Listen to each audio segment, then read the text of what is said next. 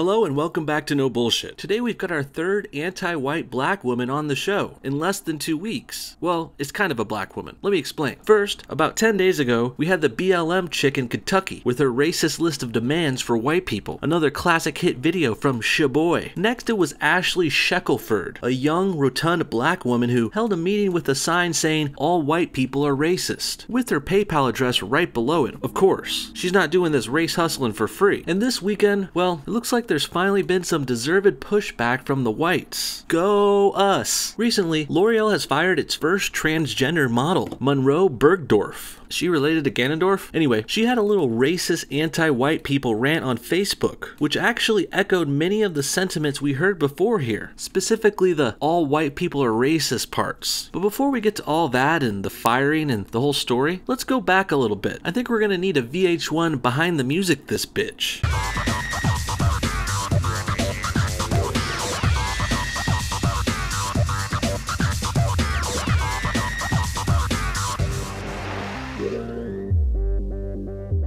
Long before she was known as the first transgender model ever, Monroe Bergdorf was just your average high school boy growing up in Essex, England. Her name was originally Benedict Haverford of the House Rochester. Benedict was raised by an affluent English family after being abandoned at birth by her crack-addled, homeless black mother. The Haverfords raised her as one of their own. Benedict was even on track to take over the London branch of the Haverford family coats and top hat company. That was until she turned 19 and moved to Brighton, where she attended a very left-wing, liberal-controlled university. The professors poisoned her mind with social justice, anti-white racism, and, worst of all, transgender idolization.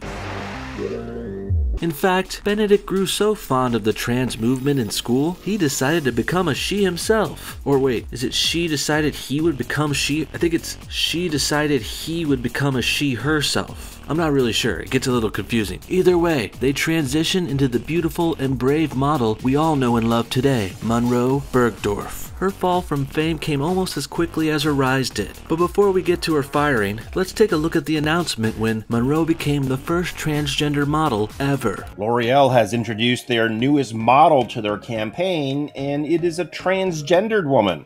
Model Monroe Bergdorf is making history as the brand's first trans woman to star in a campaign. Geez, guys, she looks so stunning, huh? So stunning and brave. Very attractive. Doesn't look mannish at all. How did the British say it? Doesn't look mannish at all. She started transitioning 5 years ago when she was 25, and now she's a spokesperson for the trans community.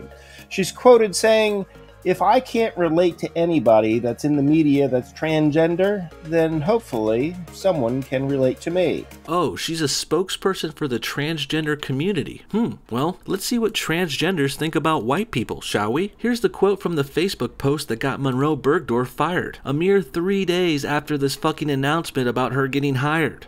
L'Oreal Paris dropped its first transgender model after Monroe Bergdorf made remarks about institutional racism. She reportedly posted this on Twitter. "Honestly, I don't have energy to talk about the racial violence of white people anymore. Yes, all white people." So we start off with a little racial violence, which to me sounds like she's conflating words with violence, or disagreeing with her as being violent. Fucking pathetic. Next, she's doing the age-old classic, all white people are racist. Apparently, white people are this singular monolithic group to people like this. Even though if you said that about black people, they would be quite offended. No, not all white people are racist, Bergdorf. Not even most white people are racist. I do see a lot of racist black people spouting this kind of anti-white shit though, much more than I see the other, like the previous 2 anti-white black women I reviewed here on this channel. And there's even more worse anti-white racism if you go to Twitter. It gets way worse on there, guys, but we'll get to that in a bit. Because most of y'all don't even realize or refuse to acknowledge that your existence, privilege, and success as a race is built on the backs, blood, and death of people of color. This is just a gross misunderstanding of history. I mean, what does this tranny think black people built? The pyramids? The Eiffel Tower? The White House? Well, that's not a good example. They might have built the first White House, but the new White House we built. Really, this idea that black people built everything, it just seems like some we was kings type shit.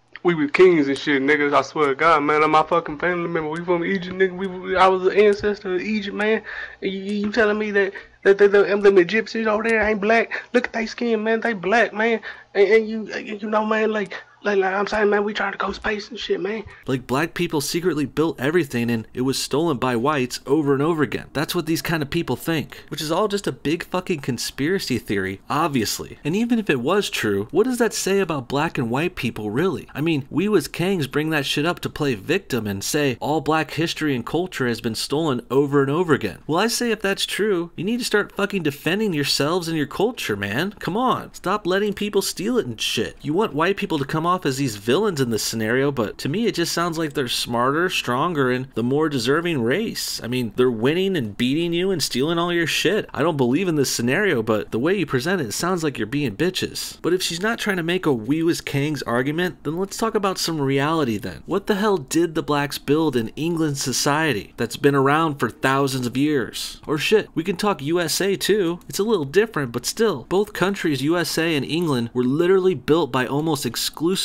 white people. The government, the constitutions, the people, the cities, the roads, the buildings, everything. Sure, blacks slowly trickled in over the slave trade era, which I will admit, slavery can make it look like these countries were built on the backs of blacks. I'll give people that. I mean, I could see why you would think that, but when you really look into it, it's not as big an impact as Monroe or others might suggest. She makes it sound like the United States was founded and built by black people, while white people sat back and watched them do all the work. Fuck that. 99% of this country was built by whites, and a small percentage of the South used slave labor to grow crops like tobacco and cotton. But we didn't write the Constitution with cotton and tobacco. The skyscrapers in New York City weren't built by crops. And the fact that the South used slavery at all, I mean, that was just a convenience choice and a cost-friendly decision for the farmers. Had the blacks not come in, locals and other migrant workers could have easily picked the cotton themselves. And to be honest, the country wouldn't have changed much for it. Basically, Monroe is severely overestimating how much the success of white people was built on the backs of blacks. And I strongly suggest she not bring this up anymore, because when people do start looking into it, the black contributions are going to seem less and less as you break it down. Perhaps she should just let this point go and keep her little glowy-eyed we was Kangs mentality to herself. It's a nice story to tell your kids, but it's just a fairy tale if you ask me. Your entire existence is drenched in racism. Come see me when you realize that racism isn't learned, it's inherited, and consciously or unconsciously passed down through privilege. First she says we're all racist again. I guess repetition really drives the point home. Although she could use a little more support for clarity here. I mean, she doesn't really state why all white people are racist, besides some vague line about our racist success built on the back of blacks. And then there's this vague notion of white privilege, which is also unsupported or explained at all. I mean, I don't want to be one of those pseudo-intellectual douchebags who wants links to citations everywhere, but Monroe can at least tell us why she thinks white success is built off of blacks, or why white people have all this privilege. What even are the privileges, tranny girl? Just name one. Don't just state shit like this like it's a fact and we all should know. You gotta at least explain something or back it up. Like if I were to post something like this, which I will, fuck it. Here's how I would make a Facebook post about how all black women are anti-white racists. It's pretty easy. I would just say, hey guys, I noticed 3 different black chicks in the last 2 weeks said all white people are racist. That's a gross and offensive overgeneralization. It's actually very racist to say that. Boom. We got a claim with a little support. And I showed you how there's a trend of black women being racist. Not much proof, but at least I provided something. Or how about I demonstrate black privilege? I think black privilege is a real thing no one likes to talk about. One example of black privilege is having the ability to openly be prideful about their race. While whites can't do that, black pride is viewed as positive support for your cultural identity, while white pride is reviled as racist and will get you called a Nazi and a KKK member. That's at least one privilege black people have. And there's many more. And that's kind of how a post like this should work. That's how you make claims and back them up a little bit, Miss Monroe, Mr. Monroe, whatever. You don't just say something radical and controversial like all white people are racist who have privilege and not back it up at all. No one's just gonna take your word for that shit. I mean, who do you think you are? Some racial scientist or something? No, you're just a fucking model. Friday, the cosmetics giant said Bergdorf's comments were, quote, at odds with the company's values. The comment has been removed from Bergdorf's Facebook page. The transgender model has responded, saying that her comments had been taken out of context and were in response to recent violence in Charlottesville. Taken out of context? Please. If Charlottesville is your excuse for being a wild anti-white racist, you need to get your head on straight, Monroe, whatever. I don't think you have the slightest clue as to what happened at Charlottesville and what's happening in America. The real story here is that this anti-white racism is pretty fucking rampant right now in the United States.